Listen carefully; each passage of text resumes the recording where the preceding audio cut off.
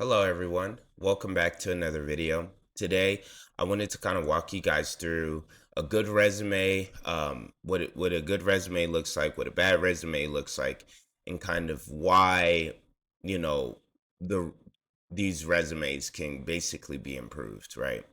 I just think it's important to kind of have a visual reference of like what they should be looking like. So we can just get straight into it. Okay. I wanted to start with this one because I just hate the way this is formatted. Like, if you see like these boxes, it's kind of like it just kind of makes it look disjointed. You see that this is more left adjacent, this is more middle adjacent, and although I see why they want to kind of do that, they want the experience to kind of stand out. It just looks ugly. It just looks ugly with these boxes. Another big issue is this bio over here. It's very basic, it's a very basic bio that really doesn't say anything at all. All it says is generic things that can't really be proven, right? Work ethic, drive, determination, adaptability. When you say these type of things, nothing can be proven. It's kind of like okay, and right, it's not like I actually supported a team and we made $50 million together from doing X, Y, and Z. Like, it's not descriptive. It doesn't tell a story. It doesn't tell you results. It just tells you character traits that anyone could put on their resume.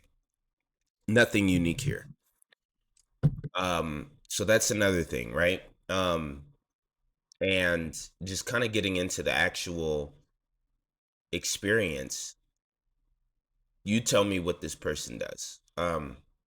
What industry does this person want to go into? And just take a quick glance. I couldn't tell you. Automotive, it looks like, but then she has pharmacy technician on here. So you want to be an automotive pharmacy technician? Like, what do you want to do? Right? It's not very clear. And I'm gonna tell you what industry this person wants to go into once we look at the new resume, right? But I mean, you just have to kind of think like, what story does this resume tell? It shows automotive and it shows pharmacy, which isn't very strong, right? Um, Another thing is the inconsistencies in formatting. So if you look at this formatting right here, and then you look at the way, just look at this, right? You have a sentence structure here, right? But over here, you have a bullet point structure without bullet points, right? Okay. And then over here, you have bullet points, but then they're different colors and different sizes and different fonts. And then over here, you have bullet points and they're different color, different size, different font again. And it's the same font size as the title. So, what this really tells me is that you're not a very organized person and you're not a very neat person, right? And that's literally what people think of you. When your resume is riddled with these type of errors, then that's what people expect your work to look like, and they wouldn't even be willing to hire you, right? So explain to me why we have one type of font here, another type of font here, or in size, another type of font here, right? It's like what is happening here? Um it's just not consistent, and nothing really relates to each other. Like, this whole resume doesn't really relate to anything. So you can kind of see why there's some errors here. Okay, let's get into her new resume, which I think we still have a long way to go. But what I'll say is, um, that it's better than what she had before, right? So look, so just take a look at this, right? She wants to be marketing, actually. So I made sure that that kind of was at the top of the page, right? All you see two marketing experiences. You see marketing right here, right? And typically what happens on these resumes is these type of irrelevant experiences drop off, and these kind of replace it, right? This one kind of replaces it because this is also marketing. She just didn't start at the time.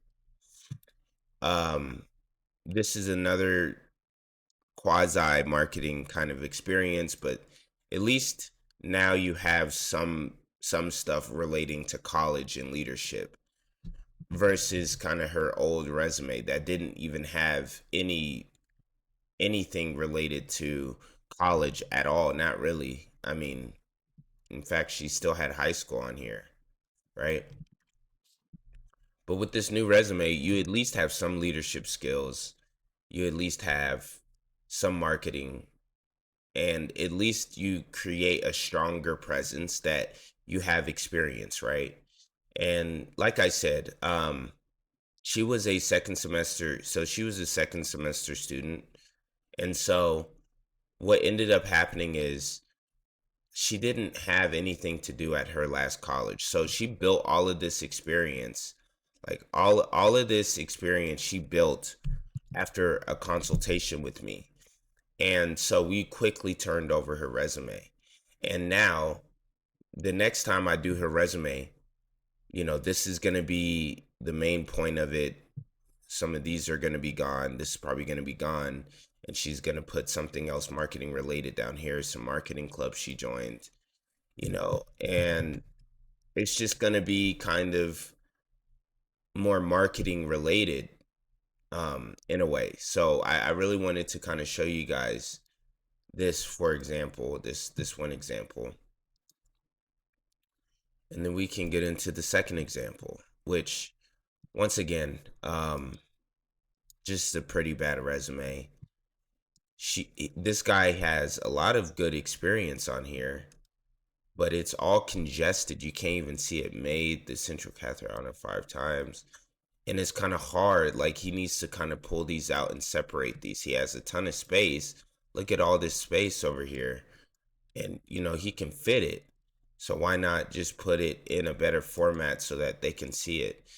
He has one, kind of like sentence or bullet point, and for each one of these, it's just not the best looking resume. I mean, he has typo right here. He spelled interest wrong. He spelled experience wrong. Um, it's just not a well put together resume, right? Um, you see that there's no space here, but there's one space here. I mean, there's just so many small inconsistencies. And think about this. He worked for the Pittsburgh Steelers. He did an internship, and you can barely see it. There's no separation. There's just no, this is bolded. Everything's bolded except this. Like, it's just pretty ugly. Okay. That's enough of that. Now, if you take a look at his new resume, you can see here, that it's pretty clear what he wants to do after you really take a look. So just without me telling you, right?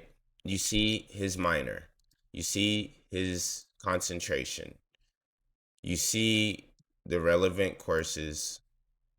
More importantly, look at his experience: finance, sports, sports. This is kind of miscellaneous. Finance, sports, finance, sports, sports, finance, finance, right? We have numerous mentions of finance and sports on this resume. Numerous, right? And that's the point, right? It tells a clear story. He wants to be some type of financial analyst in the sports industry. It's pretty simple, right?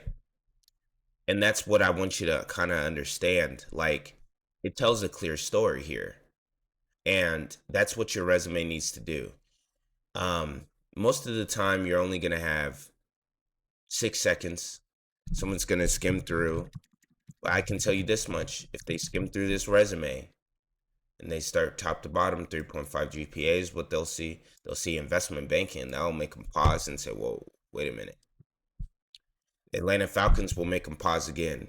Pittsburgh Steelers will make them pause again, right? And that's what you want. You want them to pause, because if they pause, then they're actually going to look at your resume.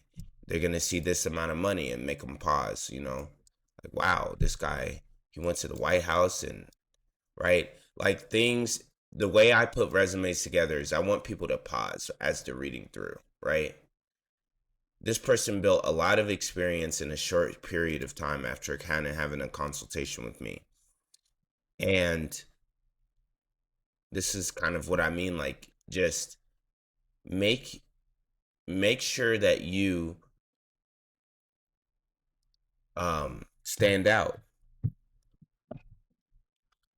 I mean, this is a volunteer position, but I guarantee you it won't matter because it says Atlanta Falcons, right? It's just good for the algorithm. It's good for everything. So I hope you guys enjoyed this video, this breakdown of the resume and kind of what makes a good resume, what makes a bad resume. And I just hope it helps you guys out. So thanks for listening, and make sure you stay in scope.